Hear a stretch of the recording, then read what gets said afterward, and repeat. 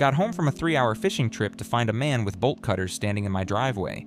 He didn't wave, didn't flinch, just clipped the lock clean off my gate like he was trimming hedges. Another guy, cargo shorts, HOA badge, swinging like a kid's sheriff star, was directing him like this was some kind of sanctioned operation. The gate, mind you, is my gate, sits on my private gravel road, was built by my hands with lumber I milled myself when I first moved here, so yeah, that lock wasn't decorative. "Morning," I said, setting my cooler down a little harder than necessary. "Something wrong with your GPS, or you just lost your damn mind?" Clipboard guy turned with the smirk of someone who'd just been told he had authority but wasn't told what to do with it. "We're here under Section 14C, he said. "The board voted to designate this road as shared access for the subdivision. Your gate restricts that." I blinked. "Designate?" "Yes, sir. The community voted to incorporate this stretch as a secondary egress path in case of emergency. You'll receive the updated maps in the mail." He said that last part like he was doing me a favor. The bolt cutter guy stood silently behind him, arms folded, jaw set like he was auditioning for a low-budget tactical drama. I noticed his truck had a magnetic sign that read HOA Compliance Response Unit. That wasn't a thing yesterday. "You cut my lock," I said, walking closer. He looked down at the severed chain like it had cut itself. "Obstruction of a community safety corridor." It took a second to register, then another. I laughed once, just a short, flat sound. "You people built a committee and thought it came with wire cutters." "You're welcome to appeal," Clipboard said, "but the decision stands." They turned to leave like they'd just delivered a fruit basket. No apologies, no paperwork, just two grown men trespassing on private land, breaking a gate and calling it community planning. I stared at the hanging chain link swaying in the breeze. Dust still hung in the air where their truck had backed over my boundary post. I could still see my boot prints from this morning when I'd walked out with a cup of coffee and not a single idea how stupid the day was about to get. It wasn't anger, not yet. It was that slow, cold pressure behind the eyes, the one that tells you you're about to spend a lot of time fighting people who have absolutely no idea what they've stepped into. My name's John. I'm 58, semi-retired, and the kind of guy who builds a chicken coop because he likes the sound of hens in the morning. I moved to this corner of Vermont for the quiet. Not the Pinterest quiet you put on brochures. The real kind. The kind that lives at the end of a gravel road no one else uses. Until now. See, when I bought this land 15 years back, there was nothing here but trees, snowdrifts, and a rusted well cap. The closest neighbor was a quarter mile up the hill, and the main road didn't even show up on Google Maps. I liked it that way. I cleared the trees myself, hauled in the gravel, poured the footings for the house with borrowed equipment and a bad knee. I even named the road Ridge Cut Lane, not because anyone asked, but because it was mine. And for 13 years, nobody cared. Not the county, not the neighbors, not even the occasional lost hiker. Ridgecut was mine to maintain, drive, plow, and fence. Then the development came in down the hill. Some out-of-state firm bought up the old apple orchard, flattened it, and dropped a bunch of prefab colonials with identical shutters and driveways wide enough to park 3 Lexuses side by side. They named it Pine Hollow Estates, even though there are exactly 0 pines and no discernible hollow. With the new neighborhood came the HOA, and with the HOA came bylaws, committees, special meetings, and of course Betsy Miller. If passive aggression had a patron saint, it would be her. She introduced herself at the first neighborhood gathering like she was applying for a job that didn't exist. "I'm Betsy, I live in Lot 4, and I just think a well-organized community is a happy community." That was 3 months ago. Since then, she's emailed me 6 times, dropped off 2 printed notices, and called me once to let me know that your gravel road doesn't appear to meet the updated Harmony standards. I told her it wasn't their road. She told me that's exactly why we need to establish clarity. And now? Now her little HOA squad was on my land with bolt cutters. Because what's a boundary, really, when you have a committee and a clipboard? The first official violation notice came in the form of a flyer duct taped to my mailbox, not mailed, not slipped inside like civilized people do, duct taped, at a 45-degree angle, crooked enough to annoy, secure enough to peel paint. "Dear resident," it began, always a great sign when they don't use your name on land you legally own, "your current use of Ridgecut Lane violates Community Directive 9B Shared Access Maintenance Standards." There was a grainy photo attached, black and white, blurry. It showed my gate mid-swing like it had been caught in the act of existing. They'd circled the chain lock in red pen, added the words obstructive access point underneath in Comic Sans, which honestly should have been the first felony. At the bottom was a request. "Please remove all unauthorized structures, barriers, and signage by Friday at 5 p.m. to avoid formal sanctions." I read it 3 times. Not because it was complicated, because I was waiting for the punchline. Spoiler, there wasn't one. The signature, Betsy Miller, President, Pine Hollow. Estates, HOA. For a more harmonious tomorrow. She even put a smiley face. I didn't remove the gate, I removed the flyer. With a blowtorch. Might have been petty, definitely felt good. Next morning, I woke up to the sound of gravel crunching under tires. That's not normal out here. You learn to recognize engine tones like voices. My neighbor Greg drives a diesel that coughs like it has emphysema. UPS guy brakes twice before turning. But this was slow, deliberate patrol speed. I stepped outside with coffee in one hand and the same calm as a man who knows he paid for every inch of dirt he's standing on. 2 HOA officers, because of course they had matching vests now, were parked halfway up Ridgecut, just past the boundary marker I'd hand-carved into a cedar post years ago. One of them was taking photos of my chicken coop. The other, measuring the width of the road with a tape that kept curling from the wind. Professionals, clearly. "Morning," I said, loud enough to carry.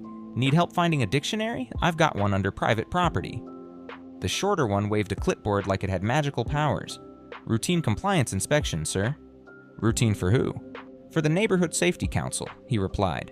"You mean the HOA?" He hesitated. "It's an extension committee." "Of a group I don't belong to, operating on land you don't own. Great." The taller one finally looked up. "Your road's under review." I nodded. "So's your job, if you take one more step forward."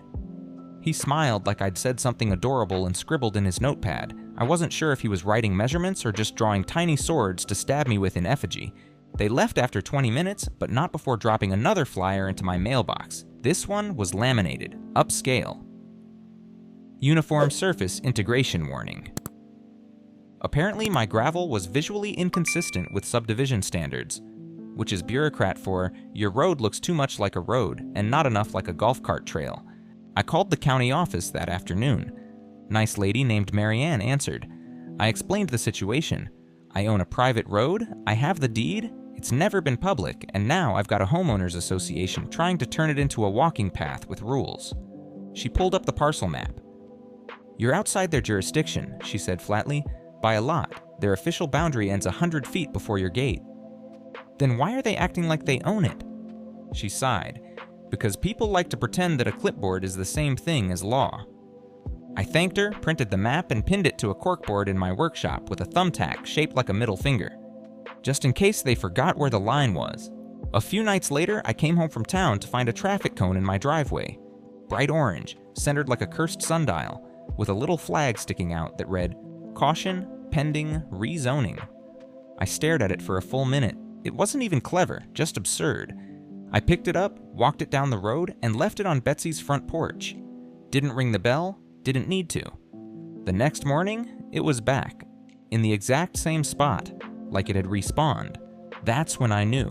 This wasn't a misunderstanding. This was a warning shot. And if they thought I was the kind of man to roll over because a plastic cone told me to, they'd clearly never met the guy who hand-poured his own septic field just to save on contractor fees. It escalated fast after that. One morning, I stepped outside and found that someone had installed a wooden stake in the middle of my road, hammered right into the gravel, painted white, with a laminated notice stapled to the top like it was a damn science fair project. Boundary marker, pending HOA community access integration. Underneath that, in smaller type, do not remove. Tampering may result in fines. Fines, on a road they don't own. That I maintain. With my tools, my time, my money. It was like watching toddlers declare your living room part of their fort and then issue rent invoices for stepping on the rug. I pulled the stake out with one hand, snapped it over my knee, left the splinters in Betsy's mailbox with a post-it that said, "Nice try." That afternoon, I got an email. Subject line, "Urgent notice, non-compliance event logged." I didn't even open it. I just stared at the subject line and laughed. They were logging events now. What was I, a security breach? 2 days later, the gravel truck showed up. That part actually threw me. For a second, I thought someone had made a delivery mistake. Then I saw the HOA emblem taped to the windshield like a hall pass, and my stomach dropped. They weren't just pretending anymore, they were building. I stepped outside as the crew started spreading fresh gravel over the southern edge of Ridgecut, right where my property met the boundary line, except they weren't on the public easement. They were a good 30 feet inside my lot. No permit, no heads up, no shame. I waved down the guy holding the shovel. You got paperwork for this? He blinked at me like I'd spoken Latin. We were told to grade and cover. Told by who? He pointed toward the end of the road where a familiar Prius sat idling. Betsy. She stepped out like it was a school play and she'd been cast as Queen of Asphalt. Wedge heels, pressed slacks, sunglasses that covered half her face, and a clipboard, obviously. "Good morning," she said, like we were friends. "Get your people off my land," I replied. "We're improving shared access for the safety of the neighborhood," she chirped. "The board approved a limited upgrade to emergency egress functionality. Cool story, still trespassing." She gestured vaguely toward the gravel. "We're simply enhancing what's already here." "What's already here," I said slowly, "was built by me, on my land, with no help from your HOA cult of clipboard goblins." She frowned like I'd disappointed her with my tone. "We gave you an opportunity to participate. You gave me a traffic cone and an ultimatum." She exhaled, long and patient. "Mr. Gray, no one is trying to take anything from you." I looked at the fresh gravel being dumped across my fence line. "That's weird. It really feels like you're taking something." She didn't answer, just smiled like a woman who thought she'd already won the argument and would now be late for Pilates. I called the sheriff. Again. Deputy Harlan came out this time, good guy. Has a gut like a beer barrel and a handshake that feels like being hugged by a cinder block.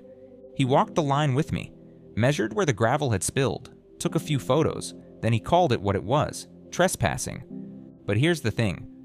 "Problem is," he said, squinting toward Betsy's Prius, "HOAs muddy the waters. They talk real confident, act like they've got authority they don't, confuses contractors, and if she says she gave verbal approval and they didn't know where the line was." He didn't finish the sentence. Didn't have to. I knew what he meant. Civil matter. Lawyer up. Good luck. That night, I stood at the edge of the road with a headlamp and a measuring tape, remarking my boundary with survey flags, just to make it obvious, just to remind them what dirt they don't own. And while I worked, I noticed a drone. Not a big one, not military, just your average, overcompensating recreational quadcopter with a camera and a cheap LED strip blinking red-blue like a Dollar Tree police car. It hovered near the tree line, dipped low, then zipped off back toward the subdivision. Next morning, HOA Facebook group was lit up with blurry screenshots. Caption, "Unlicensed modifications on Ridgecut Lane, potential hazard to community safety?" The picture?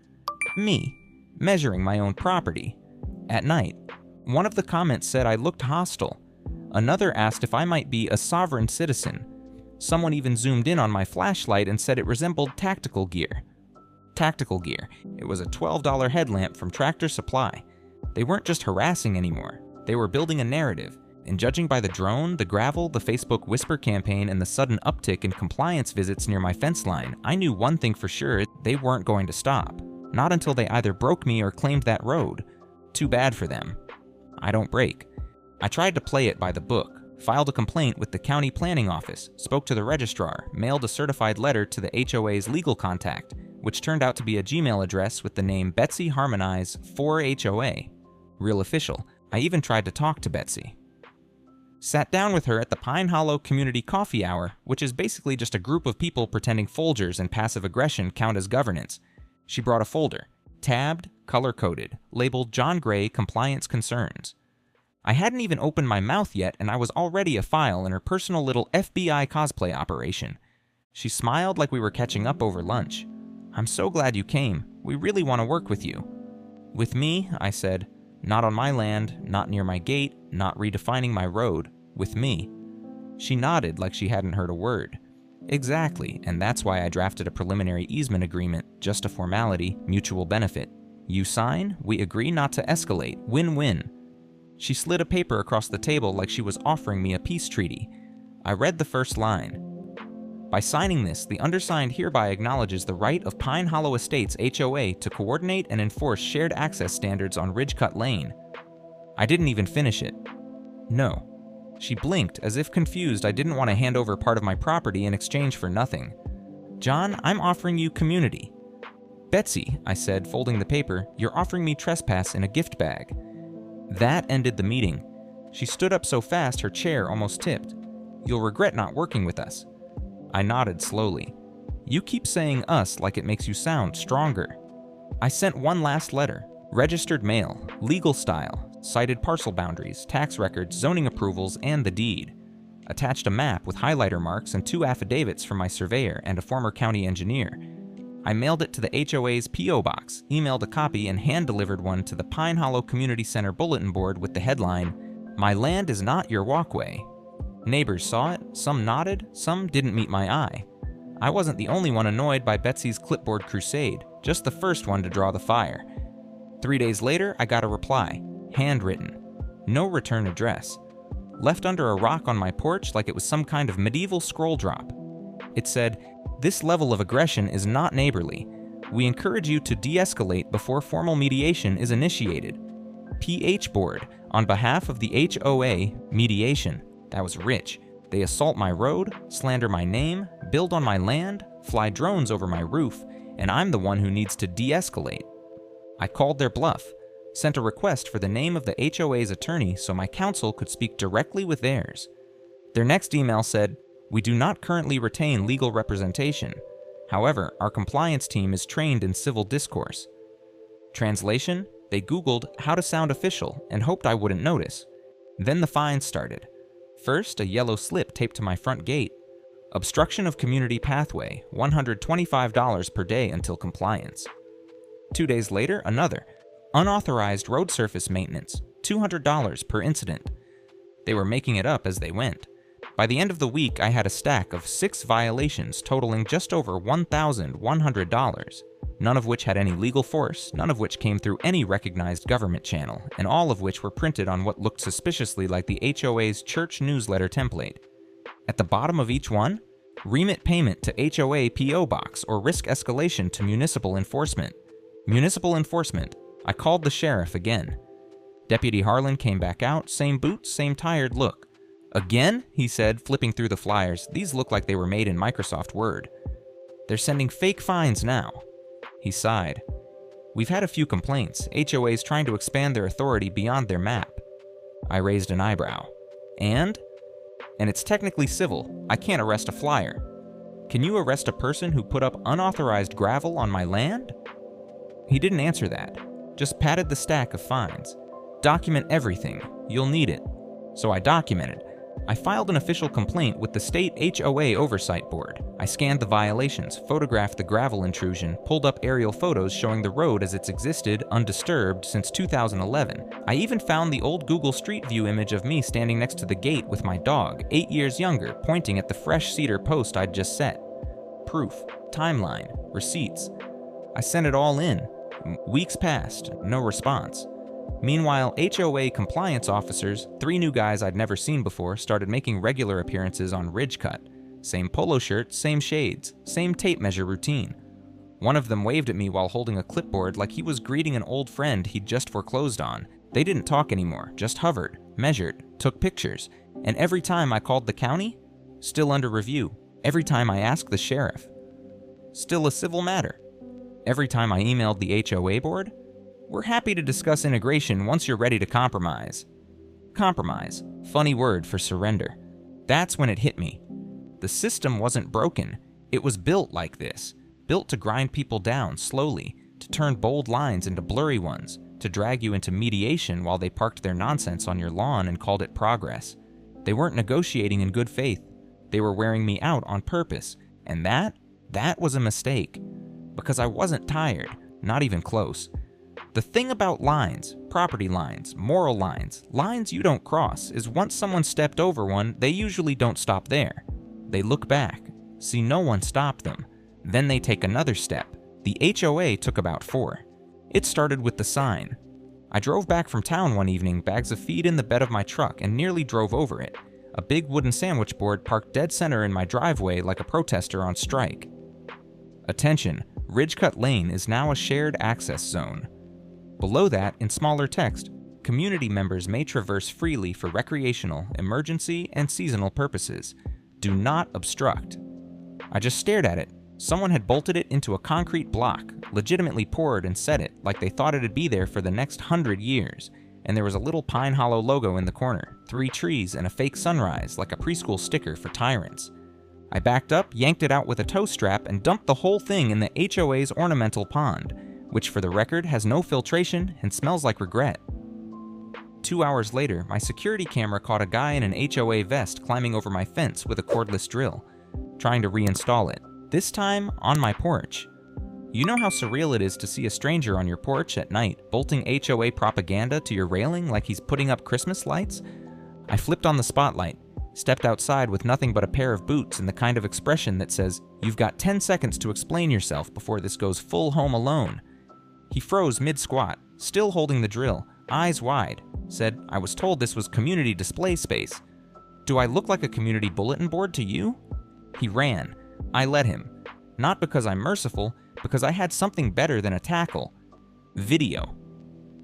Next day, I posted the footage to the Pine Hollow Facebook group with one sentence: "If you want to decorate my porch, start paying my mortgage." The comments exploded. Half the neighborhood lost it. The other half, Betsy's loyalists, claimed that its video was taken out of context. How do you take a dude installing a sign on someone else's porch out of context? Was he lost? Practicing? Compelled by spirits? Didn't matter. That same afternoon, I found a fresh notice zip-tied to my gate. Unauthorized obstruction of community messaging platform, $350 violation. Repeat offense will result in escalated enforcement. Escalated enforcement. The phrase stuck. See, up until then, it had been a joke. Annoying? Sure. Illegal. Sometimes, but mostly ridiculous, but escalated enforcement? That was different. That sounded like they were planning something. And they were. 2 mornings later, I opened my front door and saw what looked like construction happening at the edge of my property. A backhoe, a team of 4 guys in HOA shirts. They were digging. I walked over, slow and careful, phone recording in one hand, coffee in the other. "What exactly are you doing?" I asked. One of the crew looked up. "Installing a runoff basin." "On what land?" He checked his clipboard like that answer was supposed to be written there. "This area is part of the shared use watershed corridor." That was a new one. "No," I said flatly, "it's a ditch, and it's mine, and it's a ditch." He shrugged. "We were told to start grading today." "By who?" A horn honked. Betsy's Prius.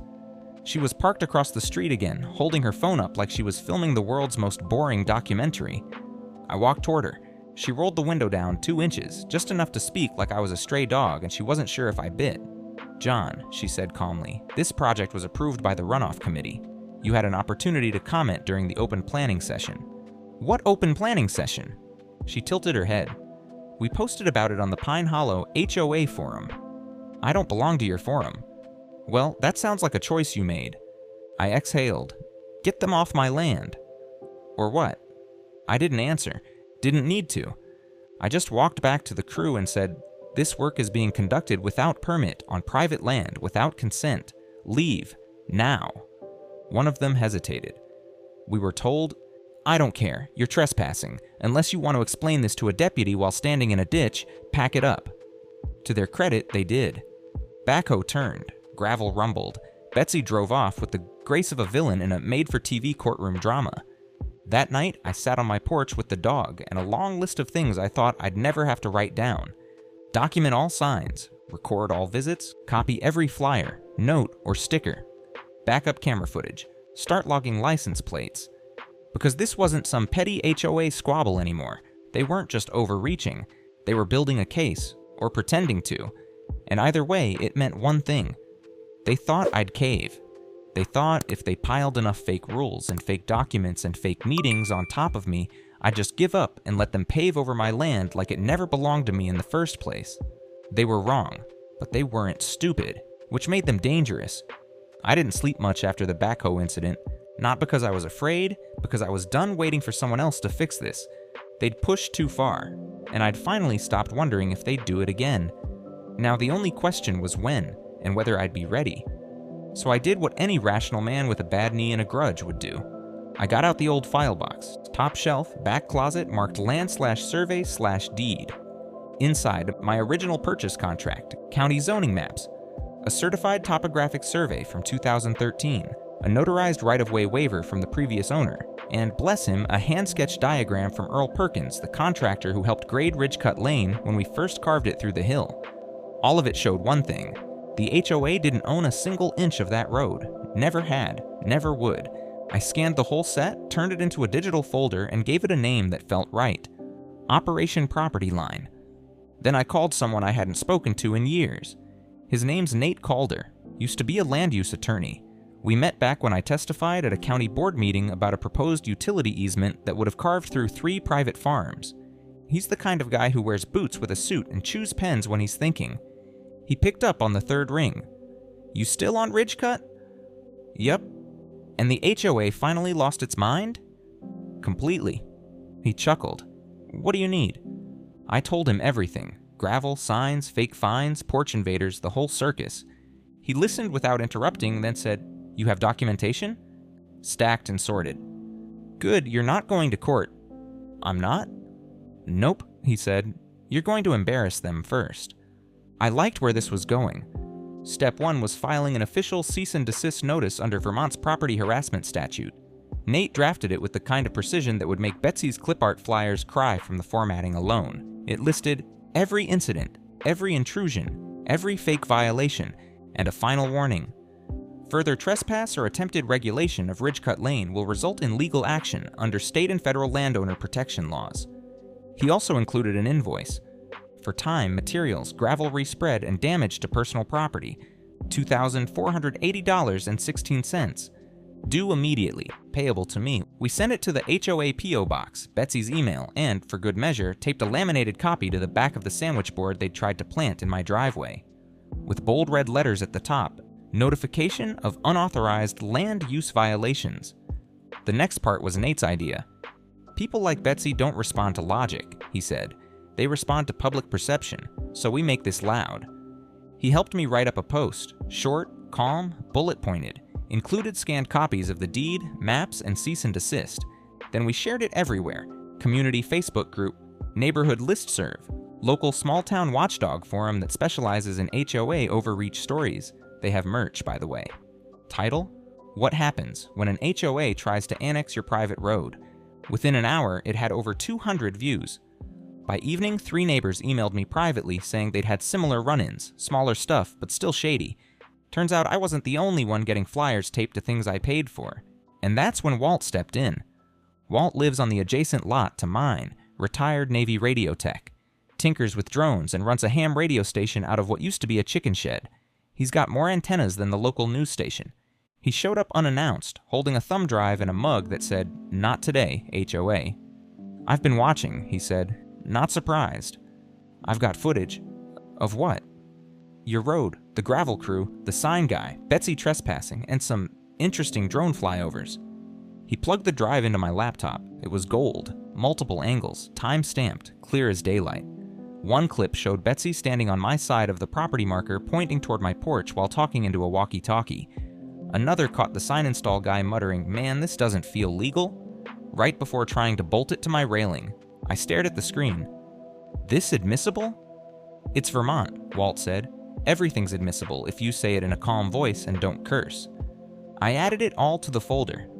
Operation Property Line now had video surveillance, legal backing, and a growing list of neighborhood sympathizers. And the next time they tried something, I wasn't just going to react. I was going to drop the hammer. It all started with a yard sale, or at least that's what the HOA thought it was. Saturday morning, I set up 2 tables at the end of Ridgecut Lane, neatly stacked folders, fresh coffee in a thermos, and a printed banner that read, Know Your Property Rights. With a little Ridgecut attitude. Walt brought over a portable speaker. Nate emailed me some official brochures from the Vermont Landowners Association, and a few neighbors who'd been quietly simmering under HOA nonsense. They brought cookies and folding chairs. We called it Coffee and Boundaries. People showed up, more than I expected. Some just out of curiosity, some clutching HOA violation notices of their own. I gave a short talk, nothing fancy, just facts. Ridgecut Lane was deeded to me. The HOA had no legal standing past Lot 18. Any flyers, fines, or flags beyond that point, legally worthless. Then I handed out printed copies of the cease and desist, and for good measure, a laminated map with a big red circle and the words, If you're standing here, Betsy has no power over you. People loved it. That afternoon, the first crack showed. Betsy came striding down the street like she'd just gotten word that someone had painted a fence without HOA blessing. She was flanked by 2 of her usual clipboard disciples, both looking like they regretted getting out of bed. John, she called out, you can't hold unauthorized gatherings at the community boundary. I didn't even stand up, just sipped my coffee and said, This isn't your boundary. You're distributing anti-HOA propaganda. No, I'm distributing documents, but I get the confusion. She motioned to her sidekick, who started taking photos. So did Walt, from a better angle, with a better lens, and probably better lighting. I'm reporting this to the compliance committee, she huffed. Great, I said. Tell them to read page 2. There's a section titled Why This Entire Road Isn't Yours. She looked like she'd bitten into a lemon that turned out to be sentient and sarcastic. Also, I added, you're being recorded. Again. She left without another word. The next move? Media. No, not national TV, I'm not that dramatic. But local? Oh yeah. Turns out, HOA overreach makes for good content. Walt's footage, the drone clips, photos of signs, copies of fake fines. We bundled it all into a tidy little press kit, sent it to the local paper and the regional HOA oversight newsletter, which, yes, is a real thing. Headline dropped Tuesday morning. Pine Hollow HOA, accused of land grab. Resident pushes back with proof, legal threats. It hit like a freight train full of accountability, and wouldn't you know it? Suddenly, Pine Hollow's compliance activity came to a screeching halt. No flyers, no cones, no late-night sign installers. Like someone had finally told the kids recess was over and the principal was watching. That same week, Nate got a letter from the HOA's newly retained attorney. 4 pages of vague legal smoke and mirror games, full of phrases like interpretive boundary discretion and temporary community jurisdiction. He forwarded it to me with the subject line, "You made them nervous." We drafted a reply, polite, boring, lethal, every claim dismantled, every timeline clarified, every photo cited, and at the end, a gentle reminder that any further actions on my land would trigger an immediate filing under State Statute 5302, unlawful easement assertion. We sent it certified. I didn't hear from them again. But just in case they were tempted, I installed a metal sign at the entrance to Ridgecut. Nothing aggressive, nothing dramatic, just simple, black and white. Private property, no HOA access. Not subject to Pine Hollow regulation. Violators will be reported and documented. Walt offered to install a trail cam across from it. For security, he said. I knew it was for sport. Then came the HOA meeting, held in the Pine Hollow Recreation Center. Public, technically, so I showed up. Didn't speak at first, just sat in the back while Betsy presented her community cohesion slides and tried to explain why adjusted usage zones were necessary for neighborhood harmony. A neighbor raised her hand. Is Ridgecut part of our community? Betsy froze, just for a second. We've discussed integration. Nothing's official. Someone else asked about the article in the paper. Betsy waved it off as unhelpful. That's when I stood up. Just so we're clear, I said loud enough to carry, Ridgecut Lane is private, my property, always has been, and any further attempt to regulate, modify, or access it without consent will result in a formal lawsuit. Silence. Then someone clapped. Then 2 more. Then the guy running the projector accidentally hit the wrong button and the HOA's shared access map disappeared in favor of the default Windows screensaver. I left before they could regroup. That was the day the tide turned. Not because I threatened to sue, but because they finally saw what they were up against. Not a non-compliant resident. Not a man with a bad attitude, just someone who knew where the line was and had the receipts to prove it. It happened faster than I expected. 1 minute, the HOA was quietly licking its wounds. The next, they were front-page material on the town newsletter in an article titled, Private Land, Public Problem, HOA Faces Scrutiny After Unauthorized Expansion Attempt. They used Walt's footage, they used my map, they even quoted the cease and desist. The reporter had done her homework too, dug up the official county plat, confirmed the HOA's charter boundaries, and included a polite but devastating sidebar. According to county records, Ridgecut Lane lies entirely outside the Pine Hollow subdivision. No annexation proposal has been filed or approved. Ouch. 2 days after the article hit, the HOA Facebook group locked itself down. No new posts, comments disabled. The last thing visible was a blurry photo of my sign with someone asking, "Are we sure this road was ever part of the neighborhood?" The silence was loud. Then came the open letter. Printed copies showed up taped to light poles, mailboxes, and the HOA's community board. No signature at the bottom. But the phrasing, font choice, and passive-aggressive tone made it obvious. Betsy wrote it. It is deeply unfortunate that certain individuals have chosen to weaponize personal property in ways that undermine neighborhood unity. While our intentions were always rooted in safety and shared values, recent misinterpretations have caused unnecessary division. Misinterpretations.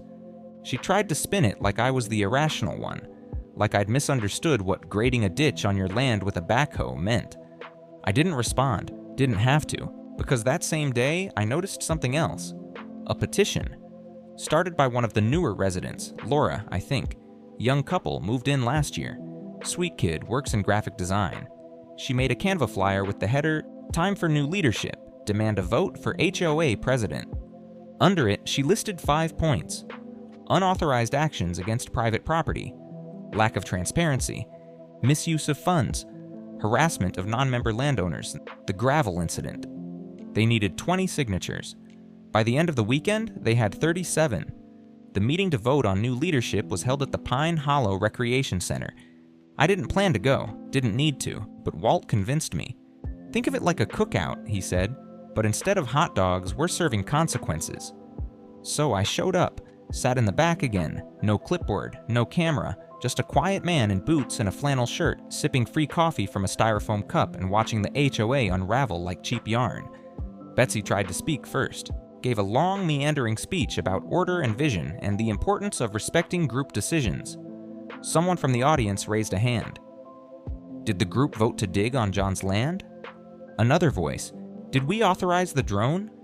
Someone else. Why is our HOA paying for gravel that's not even in our district?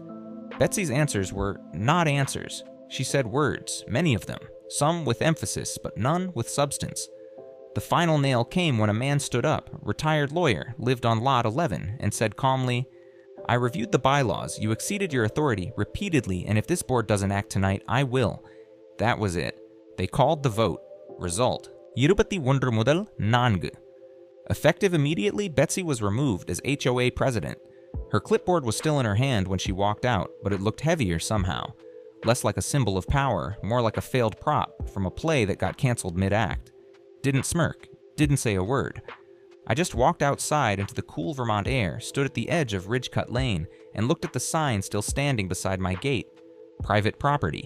No HOA access. It never looked better. A week after the vote, Ridgecut Lane felt like itself again. No signs, no flyers, no cones, no backhoes. Just a gravel road winding through trees, exactly the way I built it. I woke up Saturday morning to the sound of birds, not boots. Stepped out onto my porch with a cup of coffee and leaned against the post where not long ago someone tried to bolt a sign about community messaging zones. That post's got new screws now, not for signs, just because I finally got around to fixing it right. Scout, my mutt with the suspicious bark and a world-class snore, lay at my feet, snoring in sync with the wind. Walt's antenna rotated slowly on his shed like it was scanning for the next idiot with a clipboard. It was peaceful. Real peace. Not the HOA kind that comes with bylaws and passive-aggressive flowerpot memos. I got a knock around noon. Laura, from Lot 8, holding a pie and looking sheepish.